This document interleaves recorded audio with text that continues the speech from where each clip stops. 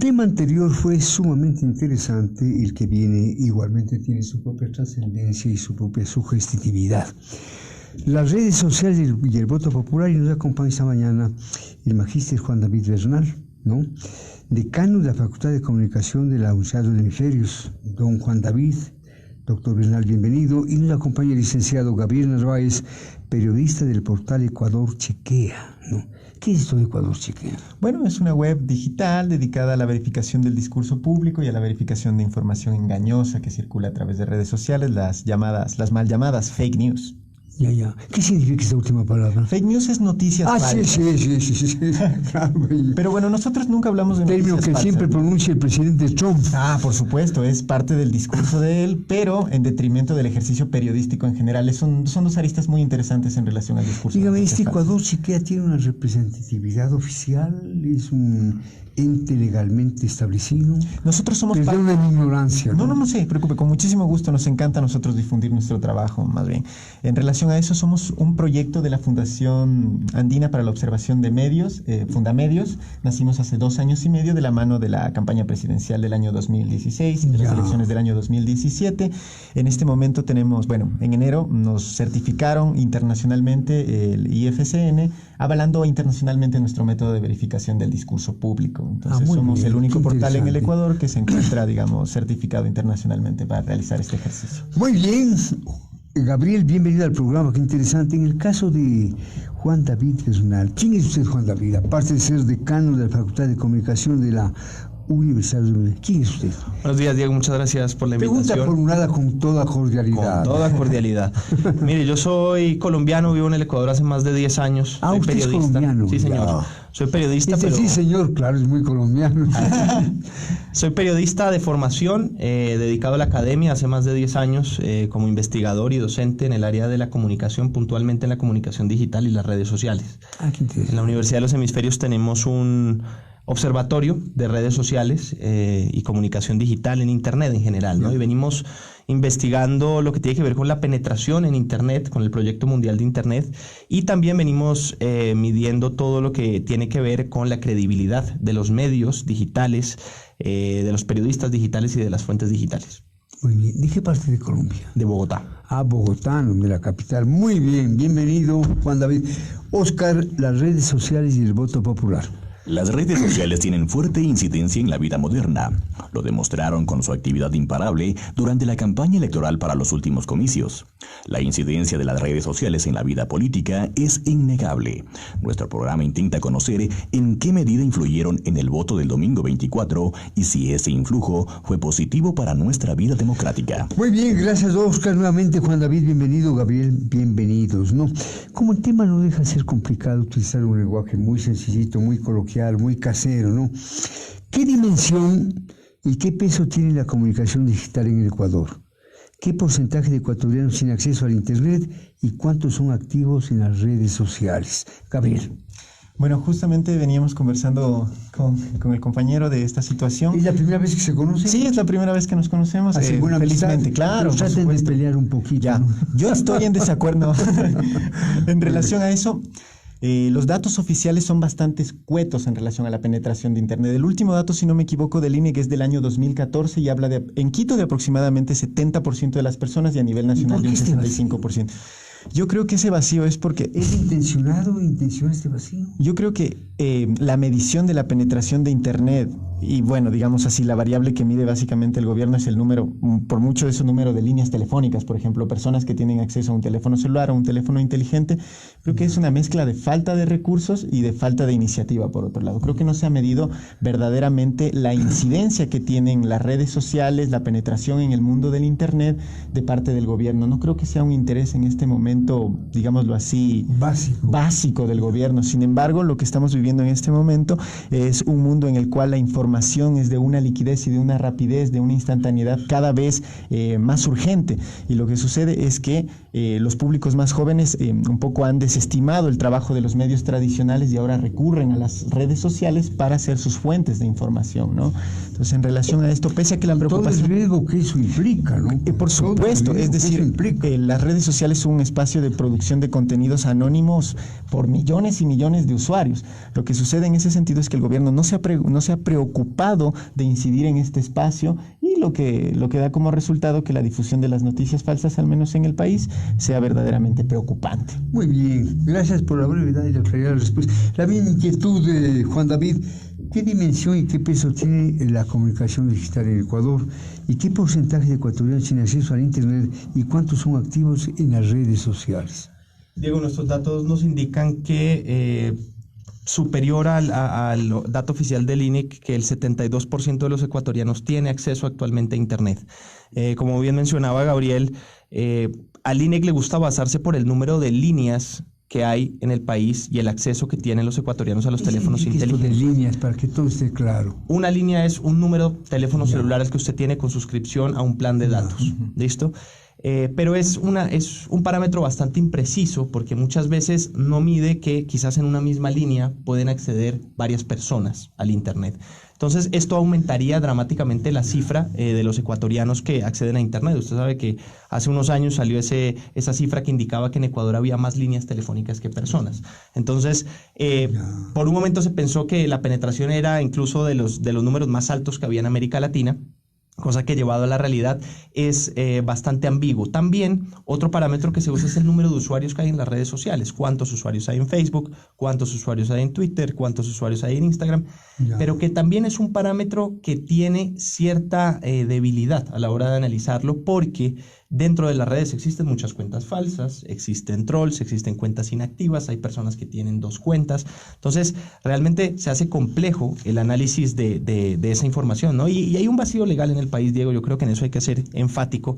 Mire lo que pasó usted este fin de semana con las elecciones. No puede ser posible que en el país, cuando se marca el silencio electoral y en principio los candidatos están impedidos para que realicen cualquier tipo de campaña, las redes sociales queden completamente abiertas para que candidatos de todos los partidos políticos, porque acá no vamos a decir el A o el B, sino de todos los candidatos, haciendo campaña pautada, promocionada en las redes sociales. Todos lo vimos. Entonces, seguimos viendo que existen vacíos legales y que quizás al gobierno no le interesa fijarse en estos espacios y reglamentarlos.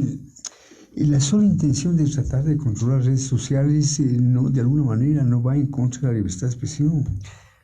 Fíjese usted que el tema es conflictivo, ¿no?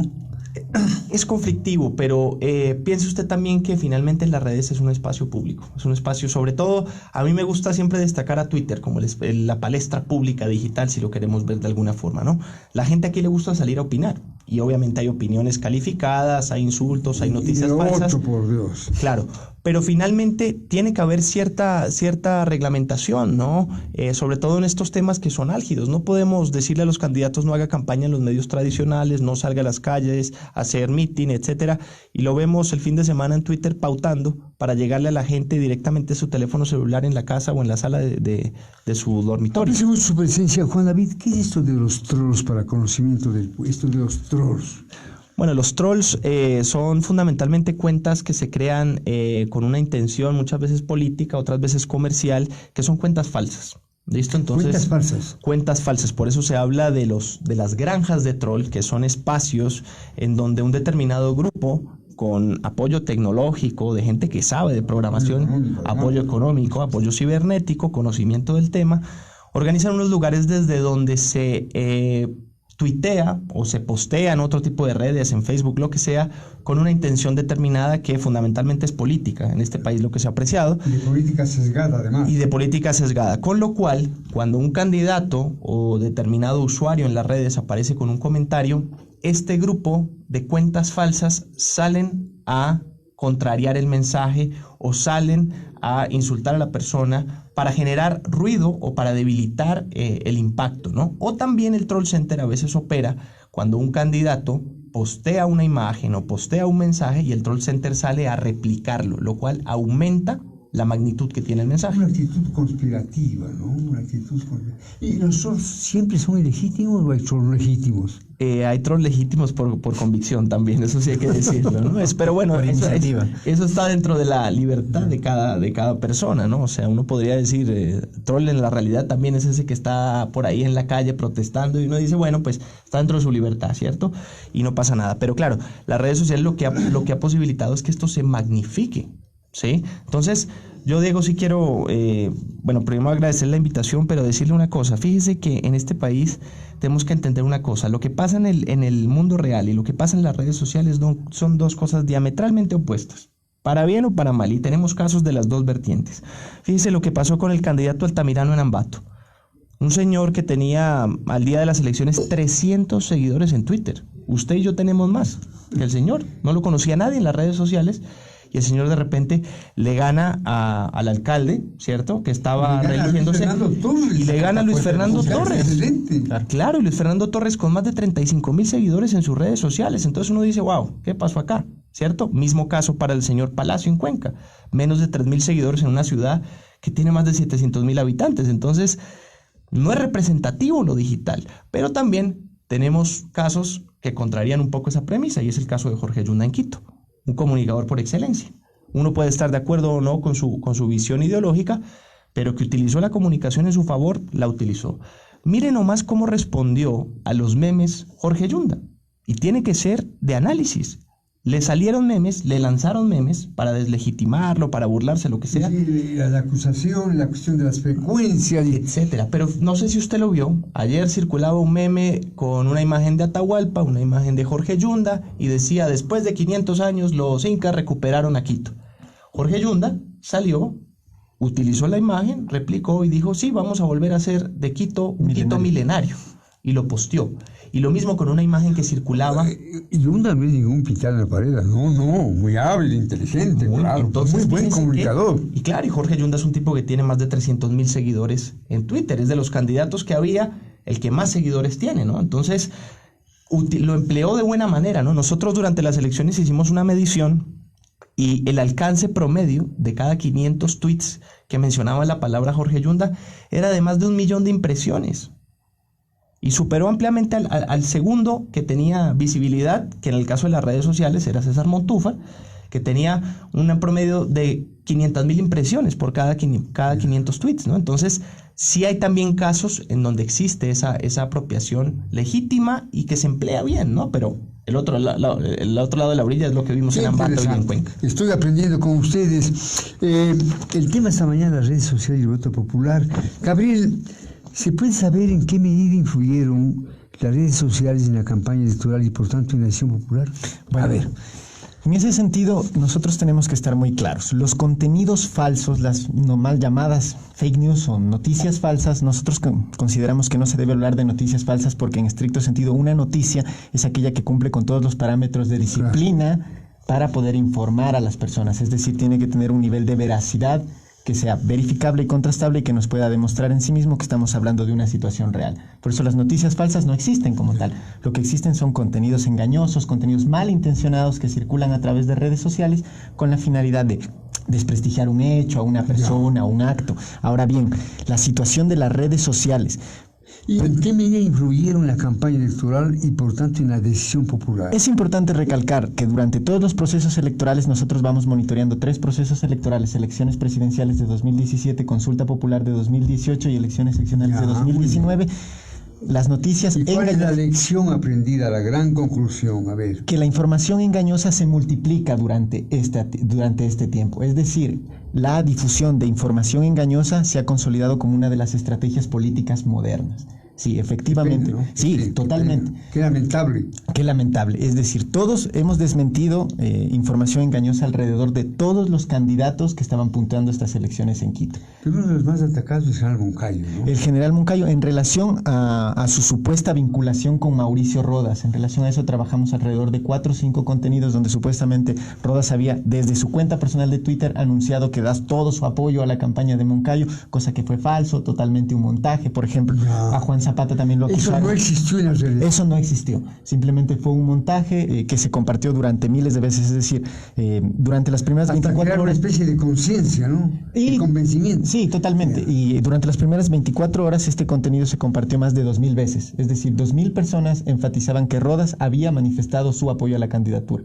Unas horas después, Rodas tuvo que escribir a través de sus redes personales que este tuit era completamente falso. Por ejemplo, a Juan Zapata también lo acusaron de que dentro de su plan de gobierno gobierno estaba a impulsar el turismo sexual en la provincia de Pichincha. El turismo sexual. Así es, y esa publicación fue compartida más de 5,000 veces por los usuarios. Y si uno se pone a revisar los comentarios, la gente lo cree. O sea, evidentemente, en este momento acaba de perder mi voto. Eso.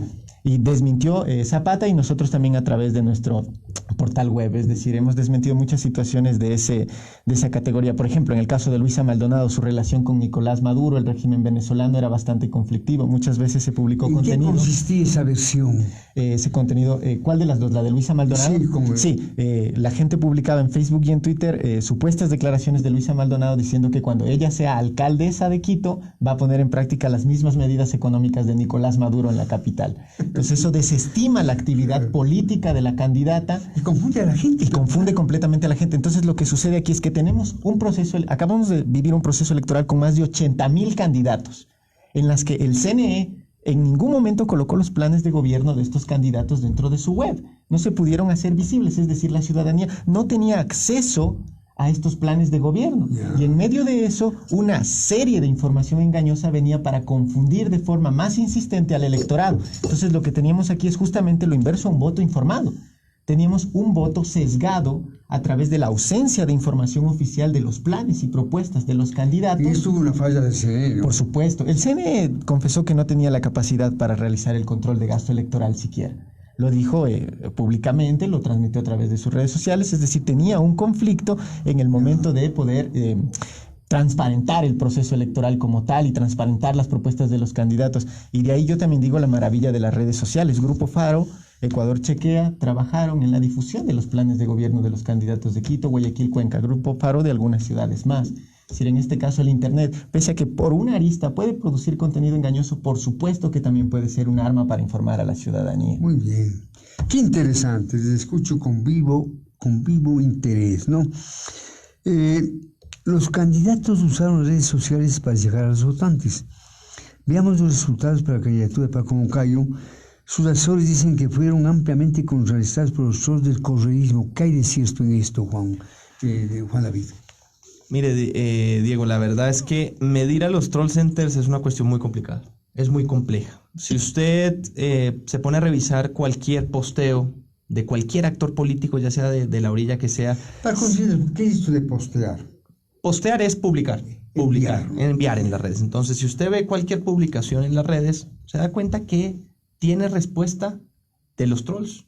No sabemos de dónde provienen, porque son cuentas que se crean para la contingencia, ¿no? O sea, se crean para el momento. Y hay que decirlo. Pero responden a una motivación y a un respaldo incluso económico, desde luego. Evidente. Pero también con el paso del tiempo y con fenómenos como el de Cambridge Analytica, Brexit, etcétera, esto ha hecho que las redes sociales tengan una política de fortalecimiento y de tratar de combatir a estos lugares, ¿no? ¿Cómo lo hacen ellos? Básicamente rastreando las IPs de los computadores. La IP del computador es la dirección desde la cual usted se conecta, que es una dirección única, etcétera. Y que en teoría, si usted tiene conectada acá 10 computadoras, van a tener siempre la misma IP y por ende van a ser bloqueadas por la red porque van a identificar que es una sola persona tratando de hacer ese esfuerzo.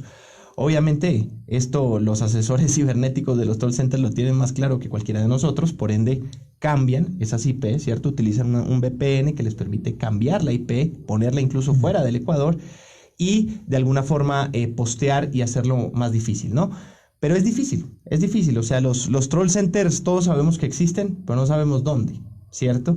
Y digamos que el esfuerzo cibernético de la policía o de la dependencia que le corresponde a la autoridad aquí en Ecuador, pues no es muy fuerte, ¿no? Yo no he visto todavía en las noticias que aparezca desmantelado troll center, ¿no? Esto no lo hemos visto todavía y no se combate, ¿no?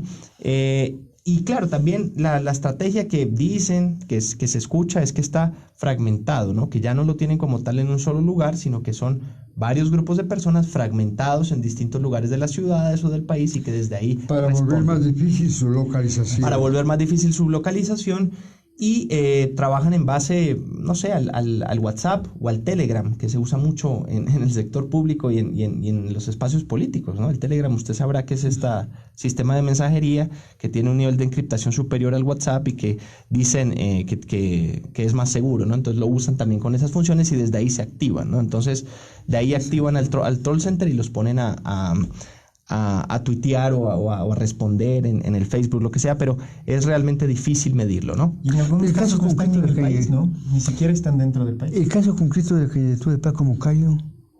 En el caso del candidato Moncayo, yo creo que sí hubo un ataque evidente.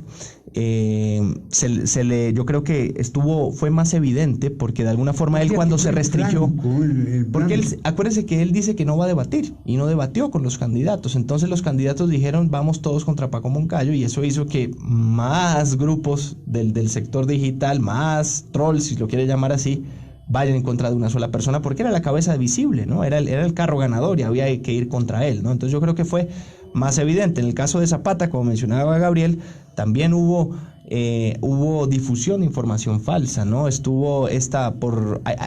un tema que yo sí quiero marcarle, Diego, y es que es muy difícil medir lo digital. Le voy a explicar por qué. Fíjese que en el caso de Zapata se difundió por WhatsApp una cadena que hablaba de que él había cometido un abuso sexual en su época de la campaña de Corazones Azules, etcétera, y se difundió rápidamente por el WhatsApp. Pero ¿cómo medimos al WhatsApp? Si es un espacio privado de la persona. Yo como observatorio de redes sociales no puedo medir su WhatsApp. Tendría que tener un permiso, irme a los juzgados en los Estados Unidos para meterme dentro del sistema de mensajería privada de las personas. Va en contra de todo tipo de análisis, entonces no lo podemos ver. Lo que sí podemos ver es su efecto viral, ¿sí? Entonces, esto pasa, ¿no? Ahora que hablaba Gabriel también de la información falsa, fíjese lo que ocurrió el domingo. No sé si usted lo vio, pero circuló una noticia que hablaba que el Comando Conjunto de las Fuerzas Militares iba a meter preso y le iba a cobrar una multa de no sé cuánto dinero a la gente que tomara una foto en el recinto electoral. ¿Listo? Sí. El CNE salió a desmentirlo muy rápido, pero el daño ya está hecho. Mire, y en esto de la información falsa yo tengo una anécdota. Esa expresión, el daño ya está hecho. El daño ya está hecho. Y yo tengo una anécdota que siempre cuento y es que recién apareció el Mercioco, este diario que se dedica a difundir noticias falsas. Yo me subo a un taxi en la ciudad de Quito. Y me dice el taxista, que siempre conversan, los amigos taxistas de la ciudad de Quito, muy, muy buenas personas, un saludo para ellos, conversando, y me dice el señor taxista, oye, ¿usted puede creer las de este tipo Rodas, que le va a abrir el concierto a Sting en Quitonía? Yo me quedo mirándolo y le digo, ¿cómo así? Sí, no, están difundiendo la información de que Rodas con su banda le va a abrir el concierto a Sting en Quitonía. Este tipo usando los recursos públicos para... Entonces yo sonreí y lo que estaba de fondo digo, a la final... el daño está hecho, como lo decíamos, la información se difunde y produce un efecto. O sea, porque realmente hay tanta información y es tan emocional que una vez se genera ese efecto emocional en la gente, es difícil reversible. Hay espacios como el de Gabriel que te pueden chequear información y decirte eso es falso. Pero vaya y dígale a los 200,000 que ya les llegó el mensaje que es falso. Ahora, ¿Sí? yo también quisiera decir algo con respecto a esta información engañosa. Lo curioso es que no es unilateral, se transforma.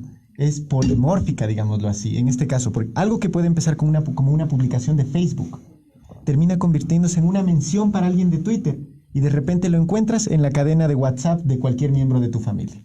Es decir, una pequeña fotografía que se publicó en Facebook se transforma, el contenido engañoso se acomoda para entrar en todas las plataformas digitales, se recicla y se reusa. Por ejemplo, un caso aislado en relación a las elecciones. Es un fenómeno terrible. Terrible. En relación a las protestas estudiantiles, cuando se pensaba o se planeaba reducir el presupuesto para la educación superior, muchísimos medios digitales compartieron fotografías de protestas en Colombia y México como si hubieran sucedido en Ecuador. Y la gente comentaba, qué terrible, violencia policial, esto es abuso a los derechos humanos, pero esa situación nunca había sucedido.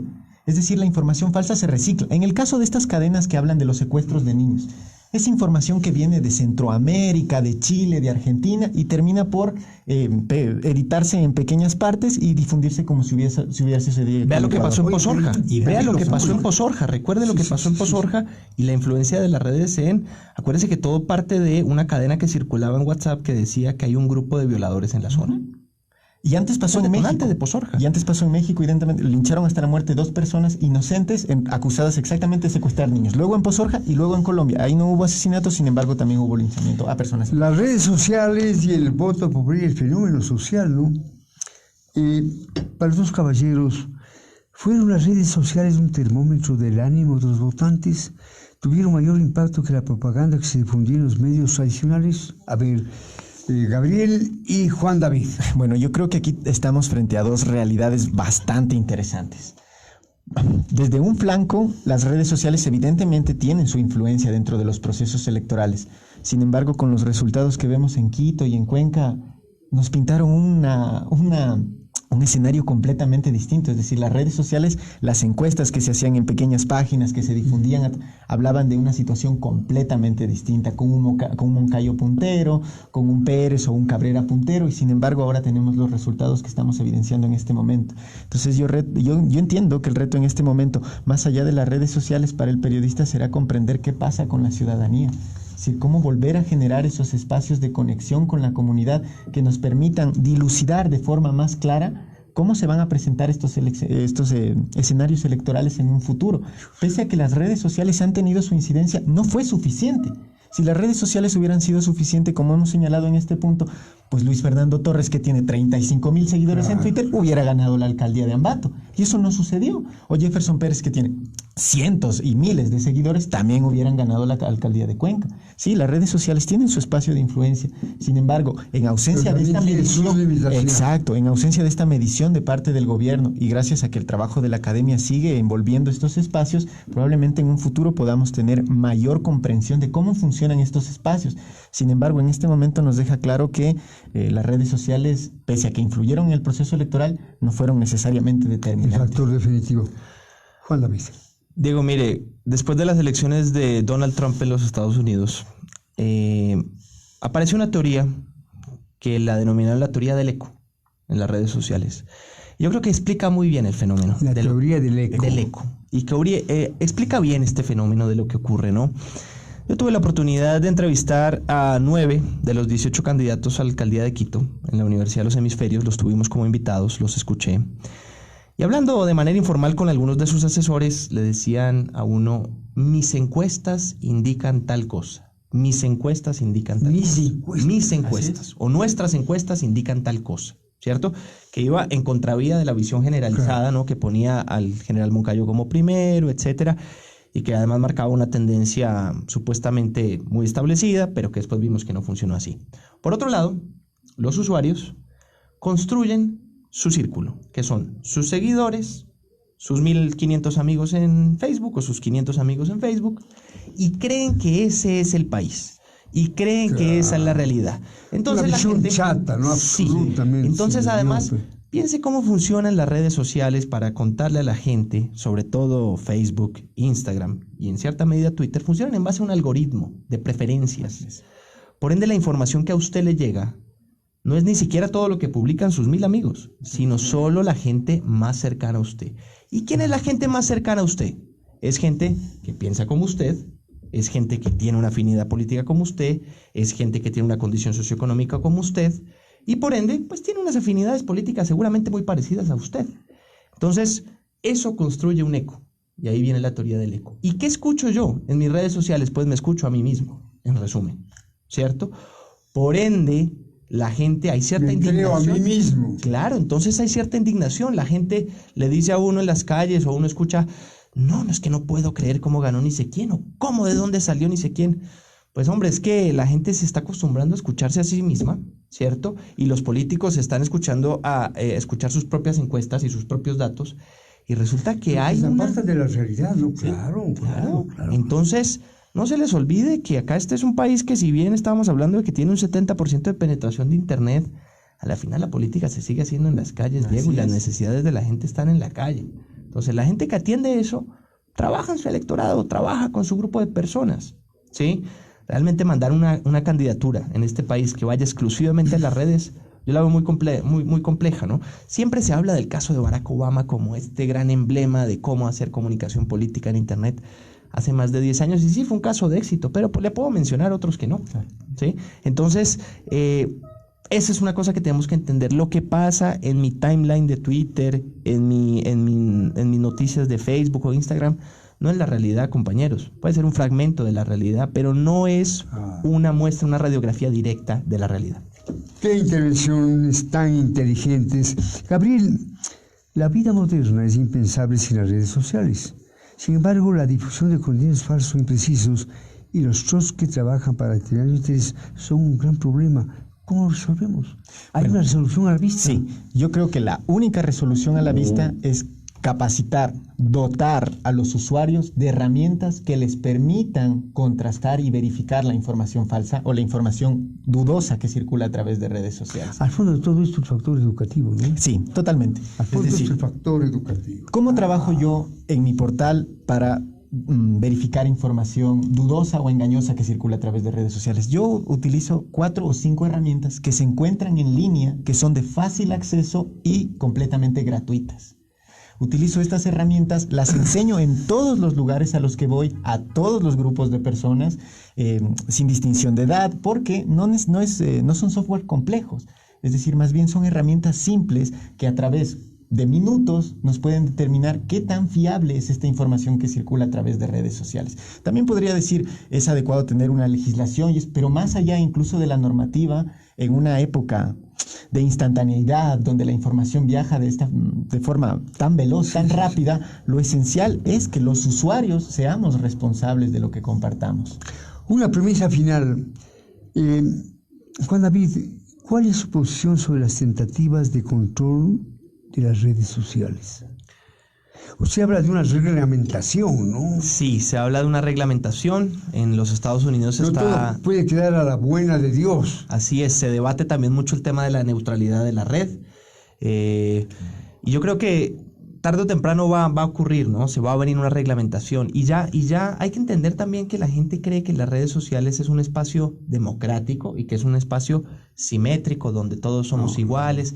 Y que no ocurre así, o sea, por favor, o sea, las fuerzas del poder están presentes en las redes, las cuentas no son simétricas, hay gente que tiene 2 millones de seguidores, no lo puedo comparar con el que tiene 30 seguidores, ¿sí? Entonces, pero sí, es interesante la propuesta de Gabriel, no la comparto del todo, pero sí creo que también hay que fortalecer la ciudadanía digital, ¿sí? Y que la gente tenga cierta responsabilidad, porque es como en el mundo real, usted puede tener un montón de normas, pero si salgo de la calle, boto la basura, me paso el semáforo, pues tampoco puede haber todas las normas que yo quiera, ¿no? Entonces, hemos aprendido mucho con ustedes. Gracias a Juan David Bernal y a Gabriel Narváez, las redes sociales del Voto Popular. Muy buenos días.